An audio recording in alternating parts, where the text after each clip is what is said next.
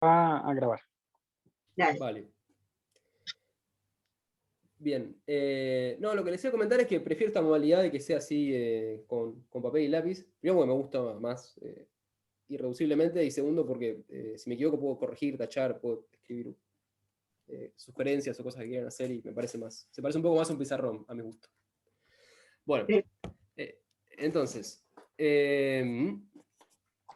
Bueno, entonces al principio lo que voy a hacer es hablar un poco de del contexto en el cual hice la cuenta en la cual me voy a embarrar después, y el contexto como que se parece mucho al de mi tesis de doctorado. Así que bueno, disculpen si se hace repetitivo, pero no sé cómo evitarlo, digamos.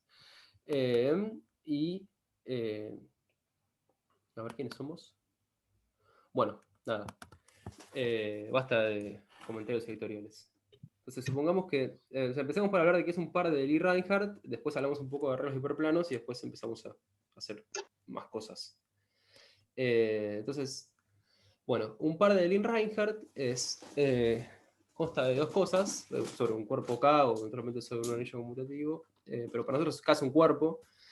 Un par de Lee Reinhardt consta de dos cosas, S, que es una álgebra conmutativa, y L, que es una álgebra de Lie, que se llevan bien entre ellas de la siguiente manera. Por un lado, L es un S-módulo, después L actúa en S por derivaciones, y además se satisfacen estas dos identidades de aquí, que la manera en que yo encuentro más fácil entenderlo es pensarlo en el ejemplo en que uno tiene una variedad de M, y en ese caso, el álgebra conmutativa dada por las funciones sobre M y el álgebra de Lie de los campos vectoriales satisfacen estas dos identidades. Fíjense que la primera identidad lo que te dice es cómo actúa el campo definido por multiplicar un campo por una función, que es simplemente, bueno, actúa el campo que multiplicas por la función. Y la segunda identidad, yo la pienso como esa identidad que justifica la existencia del corchete, porque si uno tuviera solamente campos coordenados, digamos, y esta identidad no valdría todos los campos computarianos. Medio tirado los pelos, pero bueno, al final del día, esta es una identidad clásica de geometría diferencial, que probablemente se acuerdan de ahí. Que yo siempre me lo olvido. Así que en geometría diferencial, pero no en este contexto. Ok, bueno, después, yendo un poco más lejos en el ejemplo de una variedad M, uno puede pensar en un algebroide de Lie, que es un fibrado sobre M con ciertas propiedades, que bueno, cumplen que si uno toma como S la álgebra conmutativa y como L las secciones del algebroide, entonces obtiene un par de Lie Reinhardt, o lo que se llama de vez en cuando un álgebra de Lie Reinhardt. Uno piensa a L como un álgebra sobre S. Más que nada lo digo porque es como que hay bastante relación entre álgebras de Lie Reinhardt y algebroides de Lie, medio que uno es el análogo geométrico o sea, uno es del lado geométrico y otro del lado algebraico. Bien, yendo a un ejemplo más algebraico, tomo un espacio vectorial de dimensión finita y S polinomios en n variables, y L simplemente todas las derivaciones de S. Bueno, entonces eso, así como está, satisface las identidades que busco, así que es un par de Lie Reinhardt. Y bueno, después más adelante, cuando aparezcan los arreglos, voy a empezar a dar ejemplos un poco más ricos. Bien, así que por ahora un poco de qué es lo que uno puede hacer con un par de Lie Reinhardt. Bueno, una de las cosas que puedo hacer es construirse otra álgebra, que en este caso de una álgebra conmutativa y un álgebra de Lie, me voy a construir una álgebra asociativa, que se llama la álgebra envolvente del par SL. Es una álgebra asociativa que tiene un morfismo de álgebras de S en ella, y también acepta un morfismo de álgebras de Lie, en donde la estructura de Lie de una álgebra asociativa es la dada por el conmutador. Y además estos dos morfismos, que los llamo I y J, satisfacen dos identidades que, sin meterse mucho en el detalle, lo que hacen es reflejar las identidades que definen el par de Lie Reinhardt. Y bueno, y el álgebra es universal. El álgebra junto con estos dos morfismos es universal. O sea, es la menor álgebra, es la álgebra asociativa más chiquita, en la cual se meten S y el álgebra envolvente a L. ¿De acuerdo? Para mostrarlo con un ejemplo, si S justo es el cuerpo K, entonces, bueno, en ese caso, un álgebra de Lie, Reinhardt es simplemente un álgebra de Lie, así que merece ser escrita con una G medio ridícula. Y el álgebra envolvente al par de Lie-Reinhardt es el álgebra envolvente del álgebra de Lie. Después, en el caso en donde S es polinomio en una sola variable y L son las derivaciones, entonces es fácil ver, digamos, que el álgebra envolvente es el cociente del álgebra libre en dos generadores X e Y por esta relación X y menos Y X menos 1, que es la primera álgebra de Weyl. Y en general, si uno toma polinomios con n variables, lo que obtiene es la enésima álgebra de Weyl. Hay un chat que no vi antes. Ah, nada que ver. Bien, hola. Bien, y volviendo al ejemplo de la variedad, que era el primer ejemplo del que había hablado, si uno toma S, los campos, S las funciones de la variedad y L los campos, entonces el álgebra envolvente que obtiene es el álgebra de operadores diferenciales sobre la variedad, que esto es un teorema importante, digamos, de hace unos cuantos años por Bullon. Bien, entonces, bueno, lo último que voy a decir por el momento de álgebras de Lie-Reinhardt es, dado que estamos en un seminario de álgebra homológica, hay que hacer algo que involucre una homología. Si uno tiene un módulo de... o sea, si uno tiene un módulo sobre U, que bueno, dado que U tiene adentro a L y a S, es como tener un módulo sobre L y un módulo sobre S que satisface ciertas compatibilidades. Bueno, si uno tiene un módulo sobre U, N, entonces la cohomología de Lie-Reinhardt del par a valores en N se define como aplicar el funtor ext sobre U en N a valores en M. Y más allá de la definición abstracta, esto se convierte en una cuenta bien concreta cuando L es S proyectivo, en particular cuando es libre. Lo que uno tiene que hacer es calcular la cohomología del complejo de Chevalier-Eilenberg. Y de manera aún más concreta, si uno tiene una variedad M y toma como S y L los funciones y campos, como siempre, y el módulo en cuestión es S, que es un U módulo porque es un S módulo y un L módulo, bueno, uno puede multiplicar por S y L actuaba sobre S de manera que razonablemente va a ser, eso va a inducir una acción de U. Bueno, o sea, sabemos, digamos, es un resultado conocido, que L es un S módulo proyectivo y entonces uno puede utilizar el complejo de Chevalier-Eilenberg que resulta ser el complejo de formas de RAM sobre M, y entonces su cohomología es la cohomología de RAM sobre M. ¿Okay? O sea que esta cohomología permite recuperar cosas conocidas. Esto es como el primer ejemplo de cohomología de Lie-Reinhardt. Bien, entonces, hagamos como un cambio de tema y hablemos un poco de arreglos de hiperplanos, lo cual no va a ser la primera vez que me escuchen hablar, me imagino. Bueno, damos la definición y algunas cosas sin meterse demasiado en la teoría, pero al menos los ingredientes los tengo que dar.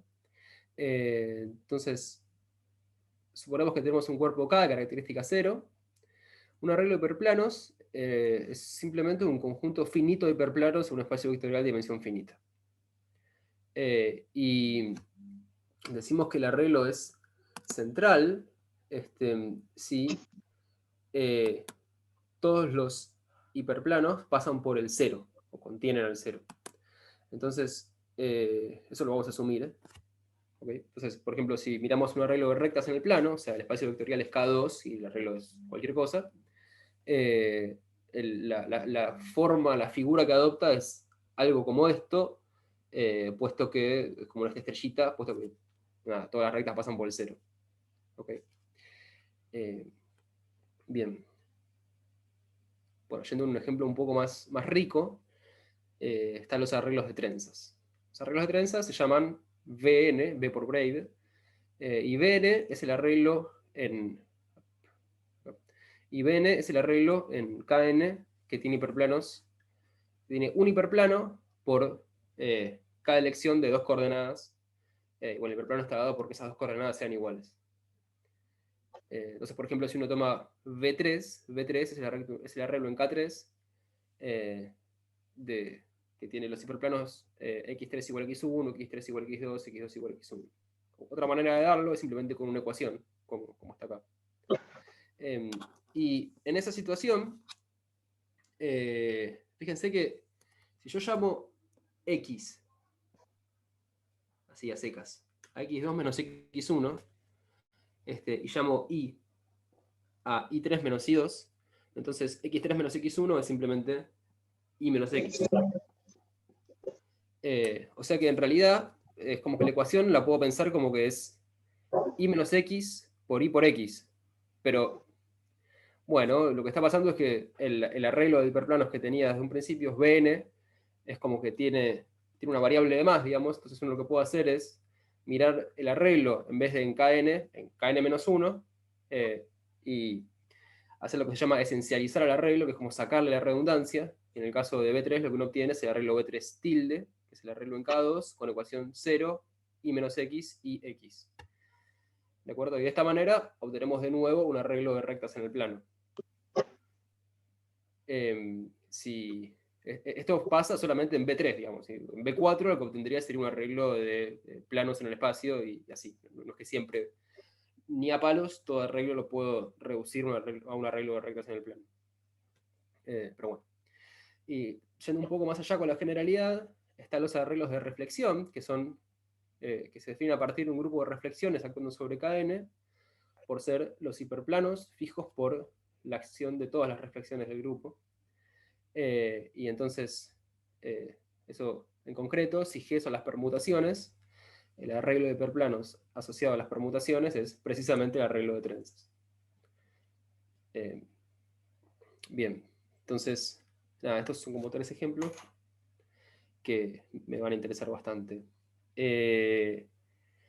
Bueno, entonces ahora, una vez que tengo la definición, algunos ejemplos, uno puede trabajar con diferentes objetos de interés para la teoría, pero hay muchos objetos y son como muy diversos, lo cual está bueno, pero es como poco práctico no puedo pasar por todos, hablo solamente de algunos, los que me sirven para esta charla, y inevitablemente va a haber agujeros. Entonces me va a Francisco, interesar las...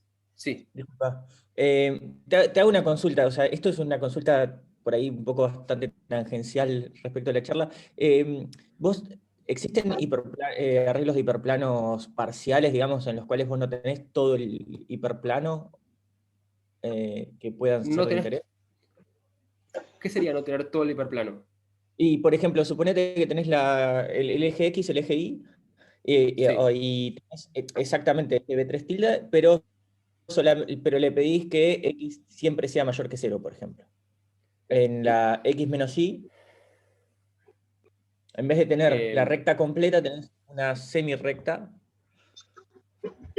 En general, las ¿Entendés? generalizaciones que yo conozco, pasan por 2 lugares. Por un lado está la versión de tener hiperplanos con multiplicidad, digamos, o sea, Ujú. tener hiperplanos dobles, triples, lo que fuere. Y otra es que en vez de tener formas lineales, tener formas un poco más complejas, qué sé yo. Ah, está. Eh, pero no sé si la generalización que yo conozco pasa por ese lado que vos decís. Está. Seguramente no, pero bueno, entonces en mi seminario voy a explicar por qué hago esta pregunta y demás, eventualmente. Dale, perfecto, perfecto. Eh, bueno, entonces el objeto que voy a mirar ahora es las derivaciones. Entonces, un poquito de notación y las defino. Eh, Escribo el arreglo como que tiene L hiperplanos, H1 hasta HL. Cada HI es el núcleo de una forma lineal, lambda y no alfa, perdón. Y entonces las derivaciones del arreglo es el conjunto formado por las derivaciones de S que cumplen que cuando se las aplico a lambda i, eso me da un elemento de S que es divisible por lambda i a la vez. ¿Ok? La interpretación geométrica de esto es que son las derivaciones, que si se piensan como campos, son tangentes a los hiperplanos del arreglo.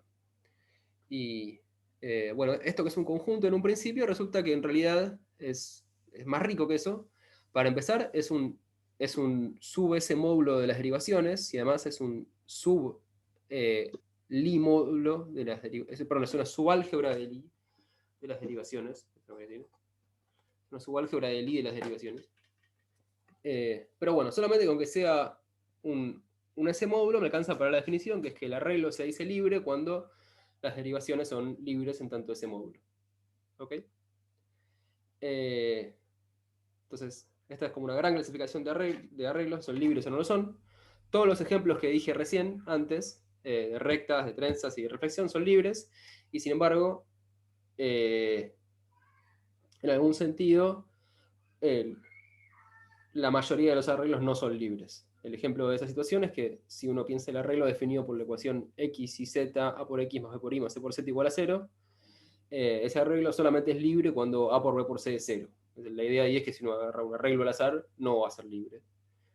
Y sin embargo, bueno, los interesantes suelen ser libres. Eso es medio raro, pero es lo que hay. Medio que nadie entiende realmente cuál es el... O sea, nadie puede explicar la libertad en términos de otra cosa conocida. Por ejemplo, no depende de los del látiz de intersecciones y qué sé yo. Bueno, entonces, todo esto para llegar a lo siguiente por ahora, que es el hecho de que las derivaciones, junto con S, que es el álgebra de coordenadas, que uno piensa como los polinomios en n variables, forman un par de Lie-Reinhardt. L actúa sobre S, L es un S módulo y además las identidades se satisfacen. Y entonces uno puede considerar el álgebra envolvente del par de Lie-Reinhardt. Y en el caso en que el arreglo es libre, o sea que L es libre como ese módulo, el álgebra de operadores diferenciales tangentes al arreglo es precisamente el álgebra envolvente del par de Lie-Reinhardt S der A. ¿De acuerdo?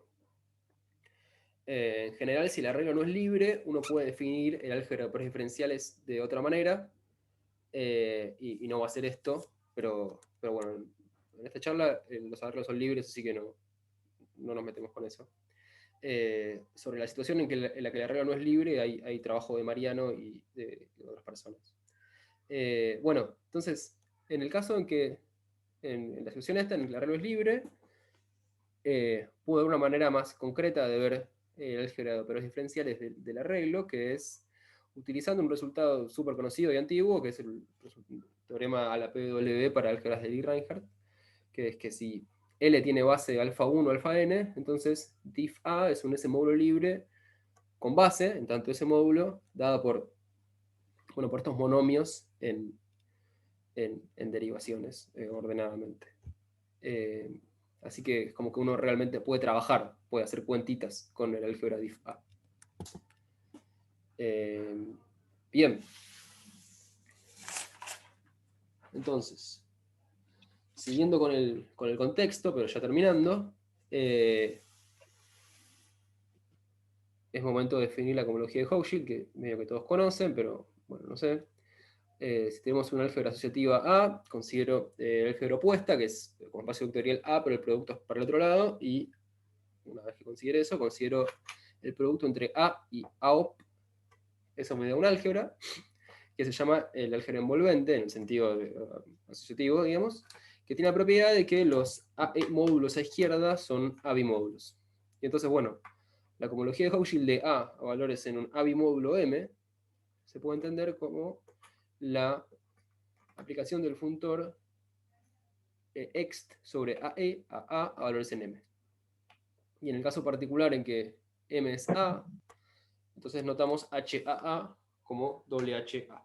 Y bueno, y recordamos, cosas que ya medio que se saben acá, que es que si uno hace la cohomología de Hochschild de A, obtiene espacios vectoriales, o sea, un espacio vectorial graduado, pero que además tiene estructuras multiplicativas, Kapp y Gerstenhaber, que le dan riqueza a la cohomología, y que uno para calcular la cohomología de Hochschild realmente tiene que calcular esas tres cosas, los espacios vectoriales, o sea, el espacio vectorial graduado, el producto Kapp y el producto Gerstenhaber. Bien, como un par de ejemplos en nuestro contexto, la cohomología de Hochschild de la primera álgebra de Weyl es K, en grado 0 y después nada más. y la cohomología de Hochschild del álgebra por diferenciales sobre M es la cohomología de RAM-DM, lo cual es un teorema importante de Woznicki de hace unos 33 años. Pero bueno, el punto es que uno puede calcular la cohomología de Hochschild en álgebras envolventes de pares de Lie-Reinhardt, en álgebras prediferenciales. Y la pregunta que nos hacemos, que nos hicimos con Mariano en la tesis, era ¿cuánto va la cohomología de Hochschild de una álgebra prediferenciales? De un arreglo. Esa es como la pregunta de la tesis.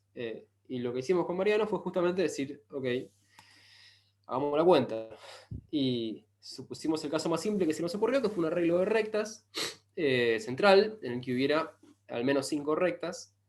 Eso fue una hipótesis que se hizo presente, no es que lo estuviéramos buscando, por supuesto. Bueno, y si justamente tenemos al menos 5 rectas, podemos calcular completamente explícito la cohomología de Hochschild en tanto espacio vectorial, con el producto K y el producto Gerstenauer. Y de eso voy a sacar algunas cositas nada más, porque no voy a entrar en todo el resultado, pero lo primero es que el HH1 es una álgebra de Lie abeliana que tiene dimensión la cantidad de rectas del arreglo. Y después que el HH1 con el producto CAP genera una subálgebra de la cohomología que es isomorfa a la cohomología del complemento del arreglo cuando K es C, y si K no es C, algo muy parecido, y que aparecen cosas nuevas, digamos, desconocidas en HH2 y 3. Así que bueno, esa es como una manera de resumir o de una partecita de los resultados con Mariano. Y lo que nos pasaba era que la cuenta no salía, por explícitamente me refiero a lo siguiente, no sé si fui enfático sobre esto. Un cálculo explícito para mí es, agarrás el álgebra diff A, bueno, la das por generados y relaciones, construís una resolución proyectiva como bimódulo sobre sí mismo, aplicás el funtor OHM a valores en el álgebra, eso te da un complejo que identificás apropiadamente y te pones a hacer cuentas, calcular núcleos de imágenes, obtenés cociclos, calculás productos, identificás con ciclos en la resolución bar y utilizás la definición de los productos y después volvés a lo que tenías. Eso es explícito, digamos. Por eso darlo en su totalidad sería medio pesado. Bueno, pero eso como que tiene un límite. Cuando L era menor o igual que 4 se nos complicaba, como que la cuenta no nos salía. Había una cosa que tenía un grado demasiado chiquito para separarse de otra y entonces no daba. Requerimos más tecnología y dimos hace un par de años con Thierry Lambre, dimos con una solución espectral que ayuda. Entonces, el teorema con Thierry es que si uno tiene un par de Lie-Reinhardt en donde L es ese proyectivo, entonces hay una solución espectral cuya segunda página es la cohomología de Lie-Reinhardt del par a valores en la cohomología de Hochschild de S a valores en U, que converge en la cohomología de Hochschild de U. Bien. Este teorema, si bien como que apareció pensando en el ejemplo del álgebra de operadores asociados a un arreglo, es un teorema que vale en general para pares de Lie-Reinhardt medio cualquiera. Pero bueno, en particular te da la pauta de que es útil calcular HSU. Es útil para empezar porque tal vez querés buscar HHU y esto es un paso intermedio. Pero dependiendo de lo que encuentres puede ser útil de por sí, digamos. Yo en un principio pensé que calcular HCU sería como trivial, como que tenía que darte algo que ya era conocido desde antes. Y bueno, me pareció que no. Finalmente me convencí de que no, digamos. Me puedo convencer si alguien me muestra pruebas, pero lo que pasa es que las álgebras diferenciales no. De álgebras envolventes de pares de Lie-Reinhardt como que no son objetos tan. No sé, que aparezcan de esta manera específicamente. Bueno, en fin. Por supuesto, si U fuera S, esto sería una cosa súper conocida. Pero bueno, entonces empecemos por dar un ejemplo que tiene cosas que después van a ser interesantes después también, por calcular el H0 de SU en una situación que es bastante general. Entonces, vamos a suponer que tenemos un par de Lie-Reinhardt, que es lo que después vamos a llamar triangularizable, que es que tenemos un par de Lie-Reinhardt S, en donde S es el álgebra de polinomios en n variables, y L es un módulo de las derivaciones que admite una base de derivaciones, alfa 1, alfa n, que cumplen que si uno hace la matriz de alfa i aplicada a XJ, esa matriz te queda triangular, como en el dibujito de acá, ¿no? O sea que alfa i de XJ es 0 si i es mayor que J. Nunca supe si esto es triangular inferior o superior. Y además pido como hipótesis adicional que alfa i en xi sea distinto de 0 para todo i. Lo que afirmo es que bajo estas hipótesis, H0 de SU es S. ¿De acuerdo? Y para ello, primero, voy a pasar por un elemento que me va a seguir interesando después, que es una filtración en U. Yo puedo filtrar a U por el orden de operadores diferenciales. Recuerden que tenía una base de U en el caso en que L era libre sobre S. Y bueno, la filtración, la pésima capa, lo que tengo es el S módulo generado por, como mucho, monomios con como mucho P derivaciones. Y bueno, eso es una filtración de la álgebra asociativa U en tanto álgebra. Y bueno, eso lo dejo ahí. Y me dispongo a calcular el H0 de SU, que lo puedo pensar como los elementos de U que conmutan con todas las coordenadas de S. Me dispongo a calcularlo siguiendo, o sea, por orden en la filtración, ¿no? Entonces, por ejemplo, si supongo que U está es un operador diferencial de grado 0, entonces U en realidad es un elemento de S, así que claramente conmuta con todas las coordenadas de S. Recuerden que S es una álgebra computativa. Bien. Ahora, si U es de orden diferencial 1, ciertamente lo puedo escribir como combinación lineal de derivaciones, combinación S lineal, más, bueno, un elemento de orden 0, que lo dejo ahí, un elemento de S que sinceramente no me está interesando mucho. Y ahora impongo que U tiene que conmutar con XN. Bueno, mirando la triangularidad, que U conmute con XN, lo que quiere decir es que, o sea, el resultado de hacer U contra XN es precisamente Fn alfa n de XN. Eso es porque todas las demás alfas eh, me dan. A ver. Ay, me confundí. Alfa 1 de XN. Esto lo tengo al revés, pero me entienden, digamos. No quedó muy bien, pero lo que quiero decir es que. A ver, lo que quería decir acá era que hago U contra X1 y eso me da F1, alfa 1 en X1 y alfa 2 en X1, alfa 3 en X1, alfa, todos los demás en X1 me dan 0. Así que lo que tengo es que F1 por alfa 1 X1 tiene que ser 0 y de ahí sale que F1 es 0. ¿De acuerdo? Después de eso hago U conmutado contra X2 y eso me da F2 alfa 2 en X2 y de ahí sale que F2 es 0.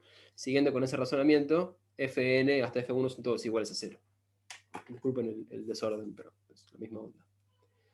Bien, así que esto vale para U, un elemento de grado 1, de orden diferencial 1.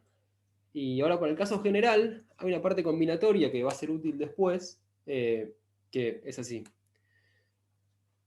Esto habría que decirlo así. Entonces, uno supone que tiene un elemento de orden diferencial P. Entonces lo escribo como combinación lineal de monomios con P derivaciones, combinación S lineal, más algún cachito con menos de P derivaciones. Entonces cuando haga el conmutador de U contra XK, voy a tener una combinación lineal de monomios con como mucho P menos 1 derivaciones. Así que módulo las P menos 2 derivaciones, lo que tengo es un elemento, o sea, puedo descomponer este cociente como ese módulo generado por monomios en P menos 1 derivaciones. Bueno, y ahora me pregunto, ¿cuál es la componente de U contra XK en un alfa j, donde j tiene p-1 derivaciones. Obtengo que para que este computador tenga las derivaciones que aparecen en el índice j, tiene que haber resultado de que haya computado contra una derivación en particular.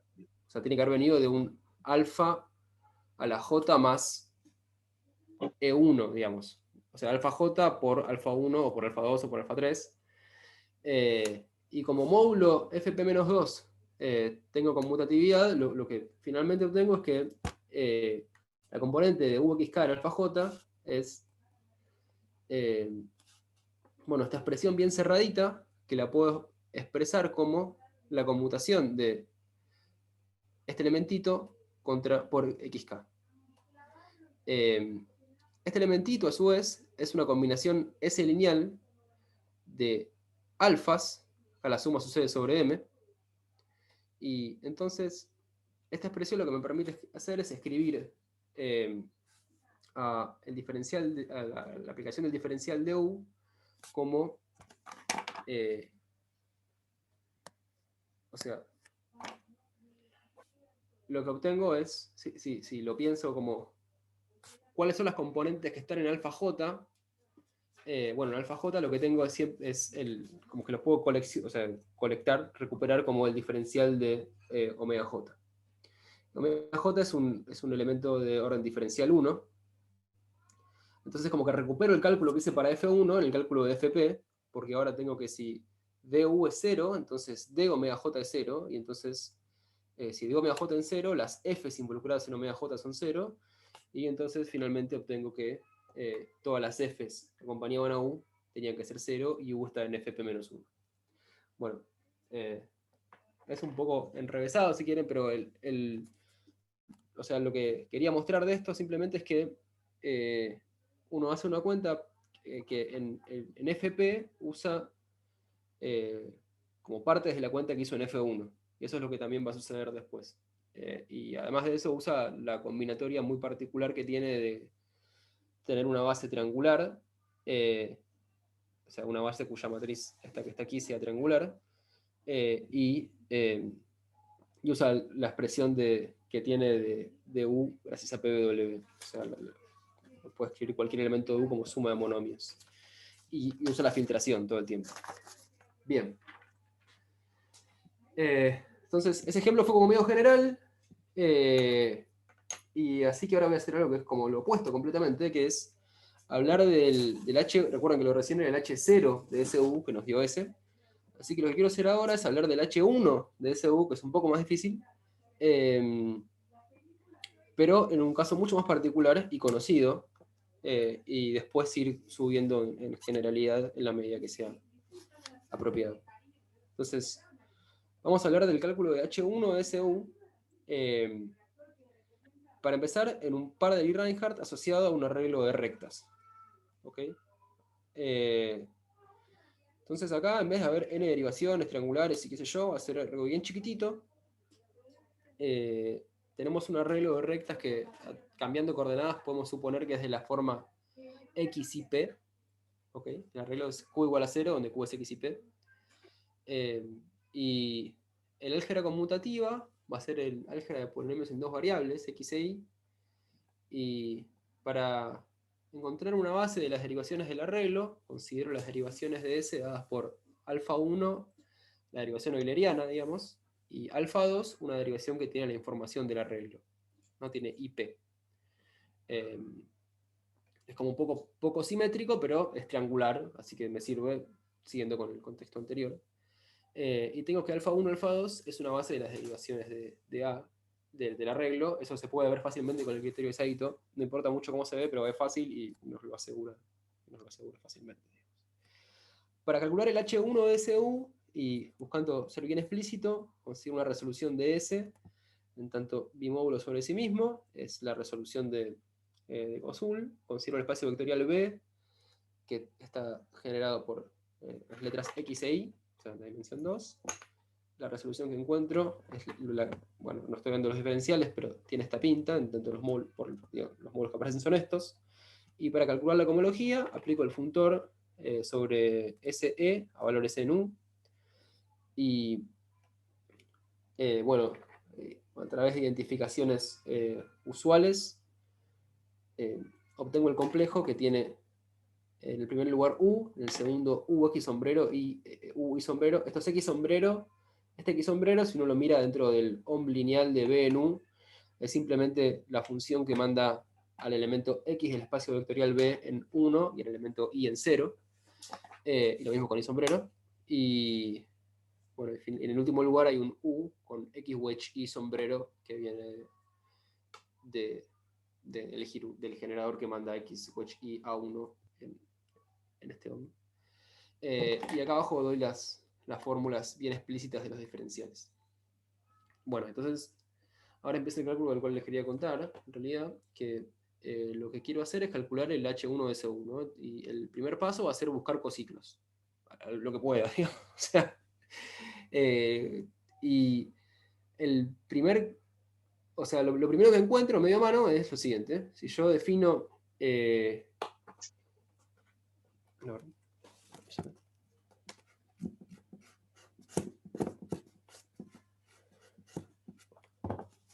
si yo defino a ver si acá. Si defino un elemento U2 como alfa 2 y un elemento U1 como alfa 2 menos P alfa 1, entonces resulta que U2, esto lo tacho porque es viejo, ¿no? Resulta que U2 conmuta con X.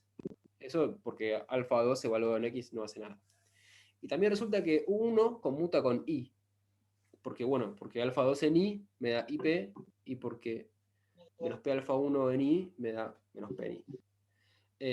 Y gracias a eso, lo que obtengo es que si considero el cociclo, como por acá, si considero el cociclo, por ejemplo, eta 1 igual a U1 por X sombrero, cuando hago el diferencial de U1, lo que obtengo es, siguiendo la definición de acá arriba, es el conmutador entre U1 e I, y eso dijimos recién que daba 0. Y más aún, si defino eta 1 a la P como U1 a la P por X sombrero, entonces cuando hago el diferencial de eta 1 a la P, lo que voy a tener es el corchete de U1 a la P contra I. Pero si U1 contra I da 0, U1 a la P contra I también da 0. Así que resulta que me encontré un montón de cociclos. No sé si un montón. Encontré algunos cociclos. Y después, otra observación más es que si tengo un cociclo de alguno de estos dos, y multiplico por un elemento de S, voy a seguir teniendo un cociclo porque el diferencial lo que hace es multiplicar por conmutar contra S. ¿Está bien? Si tienes algo que conmuta contra S y lo multiplicas por algo que conmuta con S, va a seguir conmutando con S. Bien.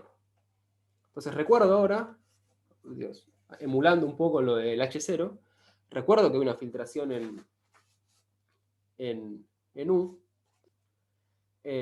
y la filtración en U, en este caso, FP de U, es el S módulo generado por alfa 2 a la I2, alfa 1 a la I1, donde I2 más I1 es menor o igual que P. Y esta filtración induce una filtración, fíjense que si llamo X al complejo cuya cohomología busco calcular, cada uno de los módulos en X son U módulos libres, así que razonable, y el diferencial, que es conmutar contra X, te baja un orden en la filtración, así que puedo utilizar la filtración para calcular cohomología. Así que bueno, voy a intentar calcular el H1 usando la filtración. Y empiezo con... voy a empezar con... Voy a medio olvidar la parte del F0, digamos, voy a empezar con F1. No me voy a olvidar en serio, sino que después voy a volver. Y voy a empezar con omega, un cociclo de orden diferencial 1. Entonces omega lo escribo como A1 por X sombrero más A2 por Y sombrero. Y, digamos, bueno, dado que tiene orden diferencial 1, necesariamente tengo que poder escribir a cada uno de estos acá como algo por alfa 2 más algo por alfa 1 más un elemento de S. Bien. Ahora, fíjense que si yo tengo un omega de esta pinta, eventualmente yo podría restarle el múltiplo apropiado de eta 1 y de eta 2 como para suponer que no tiene componente en alfa 2. Porque fíjense que eta 1 y eta 2 están definidos por U1 y U2, que en alfa 2 están acompañados por 1. ¿Ok? Así que lo que me interesaría ver, ponele, es que este omega, una vez que le resto la componente de eta, se es un coborde, por ejemplo.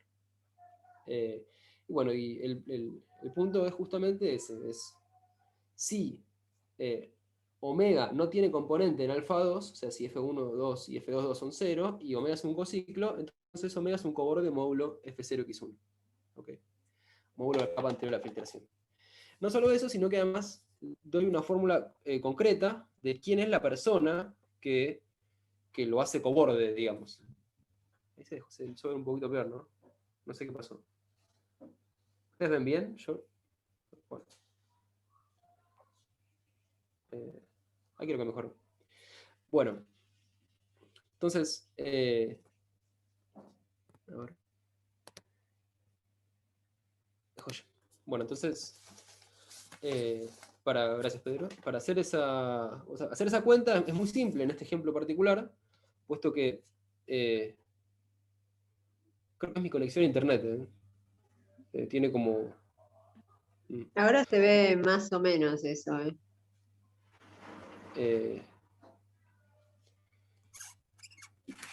Creo que es mi conexión a internet, pero... Ok. O sea, creo que no es el teléfono, digamos. Pero, No, es un cartel, es la conexión. Bueno, lo que aparece acá medio, en este momento medio como no apto para menores, es que el... Pancho, perdona, Sí. si quieres apagar la cámara Sí. de tu computadora para que mejore un poquito. Claro, Me parece porque bien. si no, sí, si no, que medio que no vemos nada, por ahí si lo puedes ir escribiendo más grande, bueno, Claro. no sé, algo. Ahora... Nada.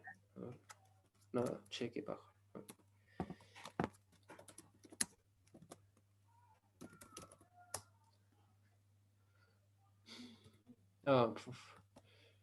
Es una cosa que ya vi que pasaba antes, que de repente la conexión como que se pone lenta, no entiendo qué pasa. Sí, no, hasta ahora venía bastante bien la imagen, ¿eh?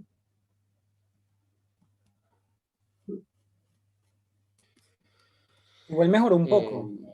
Bueno, ya no. No, Sí, no ahora sé. no. Ahora sí, ahora no, ahora sí, ahora no. Va y viene. Okay. Claro. Mirá, ahí ya es un desastre total. No, sí, ahí no vemos nada. Mira qué pena. Horror. Intenta apagar la cámara esa y vuelve a prenderla a ver, de pronto mejore el tráfico. Dale. Bien.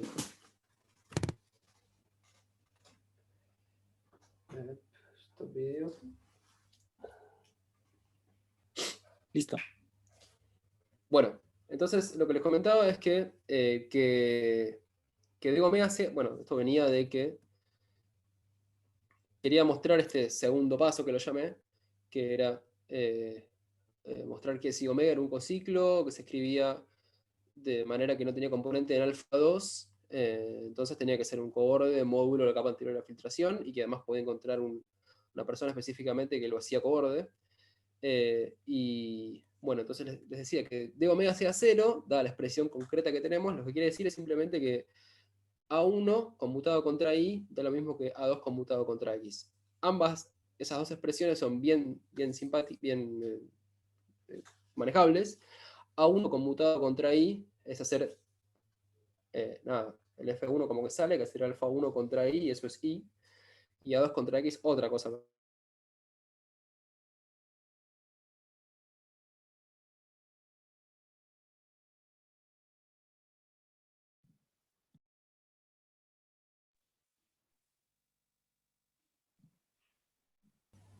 Sí.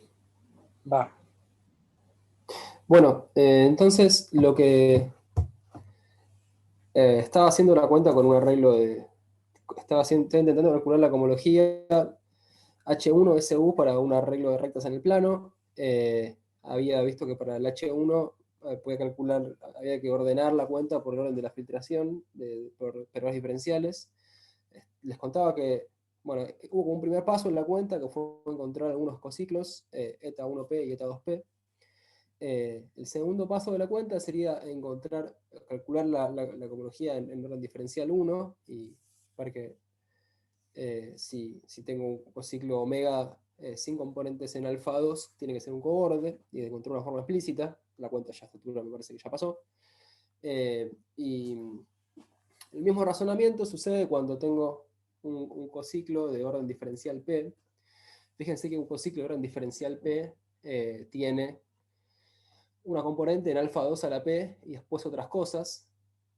Así que, si recuerdan, insisto, el eta P, que tiene un U2 a la P, que a su vez tiene un alfa 2 a la P, podría servirme para tachar esta parte, y entonces el paso 3 lo que hace es precisamente eso, decir que si omega es un cociclo que se escribe de esta manera, o sea, que tiene orden diferencial P, y que no tiene componente en alfa 2 a la P, entonces es un coborde módulo fp-1, debería ser acá.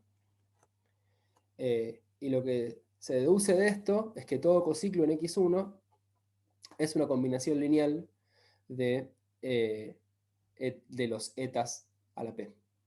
Desde acá, donde K está entre 1 y 2 y P es mayor o igual que 0. La prueba del paso 3 es en algún punto parecida a la prueba que hicimos antes para el H0 de DCU. Es parecida en el sentido de que tiene bastante de combinatoria. Combinatoria es una palabra demasiado grande tal vez para lo que hago, digamos, pero tiene bastante de hacer la cuenta y tiene bastante de utilizar la cuenta que hicimos para cuando P es igual a 1. Y depende de que la cuenta cuando P es igual a 1 encontramos una expresión explícita del tipo que lo hace coborde. Así que lo que concluimos por el momento es que todo cociclo en X1 es una combinación lineal de estos etas. Bueno, y acá hay un error, digamos, que esto está corregido en mis notas de acá, digamos, pero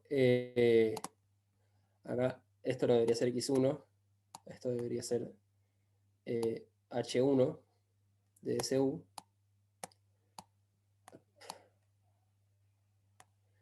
Pero el punto al que voy es a que si uno envía el X sombrero y el Y sombrero al eta 1 a la P y eta 2 a la P, uno encuentra un isomorfismo entre el F0 de H1 y el FP del H1. ¿De acuerdo? Eso, para hacer esa prueba, lo que uno tiene que probar es que bueno, cierta expresión es un coborde, si cierta otra expresión es un coborde, y probar eso de nuevo depende de una especie de entendimiento de la combinatoria de los cociclos. Y de allí uno puede concluir que, bueno, el graduado asociado H1 de SU, que qué sé yo, muchas veces uno lo identifica como H1 de SU, pero por momento del grado asociado, se puede entender como la suma de se puede entender como la suma con P mayor o igual que 0 de F0 de X1 con XK reemplazado por eta K a la P. Acá esta suma no debería estar, y o sea, lamento que la versión que tenía escaneada es una que hice ayer y que después corregí varias veces. Pero bueno, el punto al que iba es a que uno finalmente puede encontrar una expresión bien explícita para el graduado de H1 de DCU, que es esta que está aquí. Y bueno, en el ejemplo bien particular, recuerden que esto era por un arreglo cualquiera de rectas en el plano, uno podía tomar V2 tilde como el lugar de ceros del polinomio xy menos x. Entonces, si uno especializa esta cuenta medio general a B2 tilde, esta cuenta la puedo comparar con la cuenta que hice hace un par de años en la tesis. Y bueno, ya que estamos un poco apurados, no entro en detalle, pero el punto es que uno compara, no puedo comparar la cuenta de la tesis porque la tesis es solamente lo que tiene grado polinomial 0 y 1, acá hice toda la cuenta completa. Pero si especializo lo que encontré al grado 0 y 1 polinomial, tipo recupero, puedo identificar muy fácilmente lo que hice ahora con las cuentas de la tesis. O sea que al menos el reality check ese está funcionando. Después esto, quería hablar un poco de como una situación un poquito más general, ya sin hacer cuentas prácticamente. Si considero el arreglo B3 tilde, que es el definido por este polinomio que está aquí, x y z, y menos x, z menos x, z menos y, igual a 0, y bueno, considero el álgebra conmutativa de polinomios en tres variables, y las derivaciones de S definidas por esta matriz que está aquí, estoy obteniendo una base de las derivaciones de B3 tilde, y para calcular el H1 de SU en el par de Lie-Reinhardt por B3 tilde, puedo ir realizando los mismos pasos que en el cálculo anterior, pero este arreglo es mucho más interesante. Primero tengo que encontrar elementos U1, U2 y U3 que tengan un alfa 3 medio separado y que después esté corregido por otras cositas, de manera que UI conmute con XJ cada vez que I no sea J. Después está el paso 2, que se llamaba antes, que es el paso en donde hago la cuenta de calcular el H1SU para orden diferencial P igual a 1. Para hacer esa cuenta, acá aparece una condición bastante bizarra que tal vez podría hablar más, pero me voy a apurar un poco.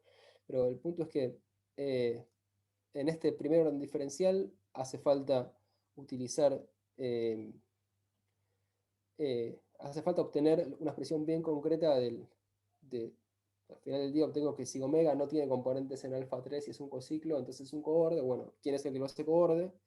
Eso es por un lado, y por otro lado que en la prueba del paso 2 aparece un pedacito de la expresión de la matriz que define al álgebra esta matriz que está acá. La parte de arriba, el cuadradito de arriba, aparece en la prueba. Bueno, después, para el paso 3, uso el paso 1 y combinatoria para observar lo que pasa en cociclos de orden diferencial P. Y en el paso, y con el paso 1 y el paso 3, finalmente termino probando que todo cociclo en X1 es homólogo a una combinación S lineal de etas. Y finalmente lo que obtengo es, acá esto es lo que tenía que corregir también, de nuevo, disculpen, pero lo que quería decir era que finalmente uno obtiene esto no va, un isomorfismo entre F0 de X1, que a su vez es lo mismo que, perdón, F0 de X1, F0 de H1 de SU. Bueno, hay que tachar los X1 por H1 de SU acá, esto está corregido en la hoja, evidentemente.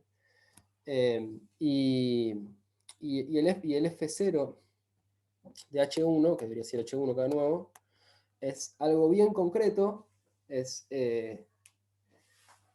algo bien concreto, que fíjense que es S, X sombrero, S, Y sombrero, S, T sombrero, dividido el S módulo generado por tres cositas, y esas tres cositas que aparecen ahí son precisamente las columnas, perdón, las filas de la matriz de Saito.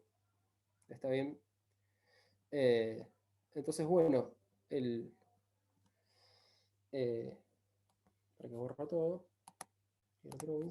O sea, más en general, el resultado al que llego, y lo dejo más o menos por acá, después pues, tendría más cosas en realidad, pero es que si uno parte de un par de Lie-Reinhardt triangularizable, o sea que el álgebra conmutativa, polinomios en n variables, y el álgebra de Lie está dada por derivaciones que dibujan una matriz triangular como esta, que además satisface una condición que se llama B, que es una condición que aparece en la prueba de orden 1, una prueba de la cual no hablé finalmente, pero que me parece bastante misteriosa, que dice que alfa k de xk es coprimo con un cierto determinante de un pedacito de la matriz que define las derivaciones, hace falta que haya una condición así medio, no sé bien cómo explicar, la llamamos a la Besut con Thierry de vez en cuando, pero no terminamos de entender qué es lo que dice. Y después que este Parody-Reinhardt hipotético satisface que existe una familia de elementos UK, de 1 hasta UN, entonces uno puede recuperar todos los pasos que hicimos en los dos ejemplos grandes, y obtener finalmente que el H1 de SU es, esto también está corregido antes, pero lo que esta suma no debería estar, se puede expresar con el producto tensorial de, por un lado, o sea, como que la parte importante en realidad es lo que está a la izquierda, este factor que está aquí. Este otro factor lo que hace es, da un elemento, da como una copia, da como un alfa n en cada, da como una potencia de alfa n en cada p, pero el punto es que lo que uno recupera es esta expresión que está acá, que se puede entender como el conúcleo de esta matriz que está acá. El conúcleo de esta matriz que está acá, que a su vez, en el caso de arreglos hiperplanos, tiene cierta importancia. Y bueno, este resultado lo que tiene de bueno es que sucede para pares de Lie-Reinhardt que cumplen triangularidad B y O, y estas hipótesis son satisfechas por un montón de álgebras, por un montón de arreglos de hiperplanos para empezar, o sea, para un montón de álgebras de Lie-Reinhardt que vienen de arreglos de hiperplanos. Un ejemplo es todos los arreglos de hiperplanos que son de esta pinta, que son Q igual a X1 que señala epsilon por este producto, caen en estas hipótesis, y estos arreglos hiperplanos son todos los hiperplanos, todos los arreglos de reflexión no excepcionales, y en particular, con esta cuenta hecha, esta es una hoja que no tengo escrita, o sea que tengo acá, pero ya, en particular con esta cuenta hecha, uno puede recuperar a través de la solución espectral el HH1 del álgebra de operadores diferenciales en un arreglo de trenzas. Los otros arreglos más sofisticados no lo sé todavía. Pero no sé. No sé si se entendió algo al final, tal vez fue un poco rápido, pero el punto es que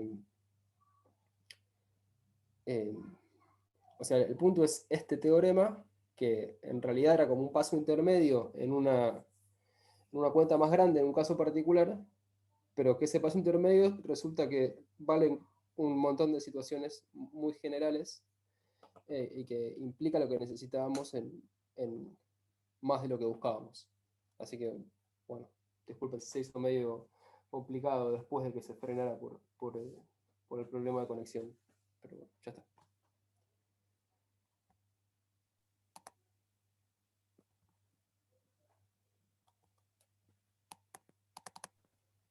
Gracias, Pancho. ¿Hay preguntas?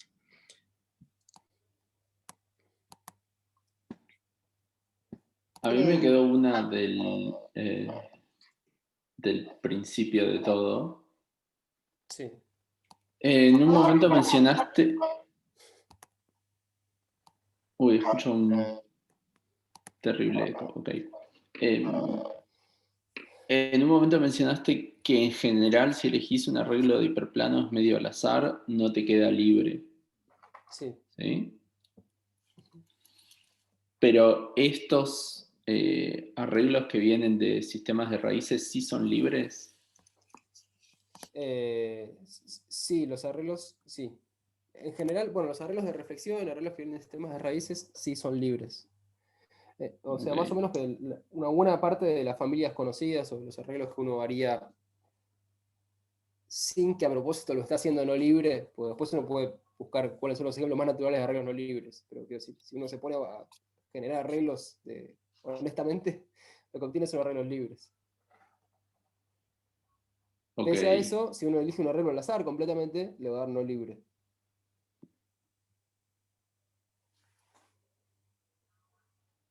Ok, gracias. La condición esta del determinante, ¿vos pensás que es un problema de la demostración o que realmente es necesaria? O sea, que porque vos contaste que, bueno, que los ejemplos que están considerando naturalmente la verifican, pero bueno, ¿pensás que si no, no funciona o simplemente es por la demostración? Sí, no, pienso que el nudo de la cuenta es el cálculo del H1 en el primer orden diferencial. Y todo lo demás es como una mezcla entre la rigidez de tener polinomios, de tener la resolución de Kosul, de la expresión concreta que hay para el álgebra envolvente. O sea, creo que la única parte o sea, como que tengo la sensación de que gran parte de la cuenta que estoy haciendo solamente es como que no tuviera hipótesis en cierta parte. Las hipótesis aparecen en lugares bien, bien concretos. Y esta para mí aparece de una manera que es indisimulable. Y me da la sensación de que, pero me pasa con muchas cosas, me da la sensación de que en parte es como que esto debe ser algo más de geometría algebraica que me queda un poquito lejos, digamos. Pero siento que tal vez si supiera a quién preguntarle, digamos, tal vez me podría decir, esto quiere decir que, no sé, algo. Porque finalmente es una condición que habla sobre polinomios y derivaciones de polinomios que satisfacen ciertas compatibilidades de tipo una cosa se acoprima con otra, que una cosa se acoprima con el determinante de otra, y eso me resuena a geometría algebraica y no sé bien cómo subsanarlo. Sí, no, coincido en que estaría bueno preguntarle a alguien que sea más geómetra algebraico. Claro. Pero bueno, eso supongo que en un momento voy a buscar a alguien y lo voy a acosar un poco. Está bien. Ok. ¿Más preguntas?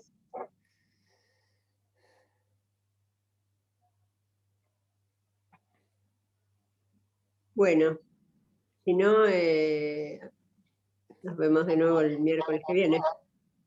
Dale. Muchas gracias y El disculpen otro. por los problemas de conexión, che. No, y gracias a vos por los esfuerzos para superarlo. Hasta la próxima. Nos Hasta la vemos. próxima. Vale. Besos. Chao, que anden bien. Estén Hasta bien. luego. Chao,